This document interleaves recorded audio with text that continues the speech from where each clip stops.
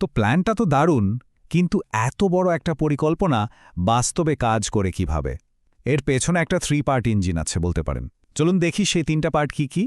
প্রথম পিলারটা হলো মিটিগেশন। এর মানে খুব সহজ। গ্রিনহাউস গ্যাস এমিশন কমানোর জন্য যা যা করা দরকার তাই করা।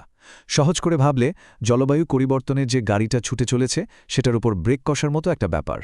এরপর আসছে দ্বিতীয় পিলার, অ্যাডাপ্টেশন। দেখুন, জলবায়ু পরিবর্তনের কিছু প্রভাব তো অলরেডি শুরু হয়ে গেছে, তাই না? সেগুলোকে তো আর এড়ানো যাবে না। তো অ্যাডাপ্টেশন মানে হলো সেই সব প্রভাব মোকাবেলা করার জন্য নিজেদেরকে প্রস্তুত করা, অনেকটা ঝড়ের আগে নিজেদের রক্ষার জন্য একটা মজবুত ঢাল তৈরি করে ফেলার মতো।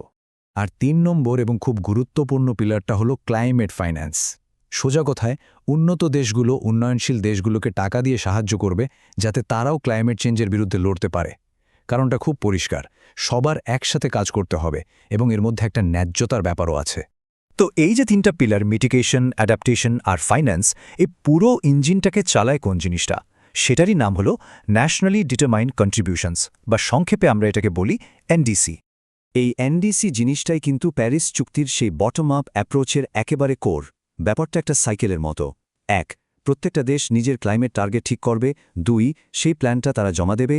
আর ৩. তারা কি কাজ করছে, কতটা এগোচ্ছে, সেই রিপোর্টটাও সবাইকে জানাতে হবে। এটা একদম প্রত্যেক দেশের নিজের ক্লাইমেট হোমওয়ার্ক তৈরি করে জমা দেওয়ার মতো। ইন্টারেস্টিং না?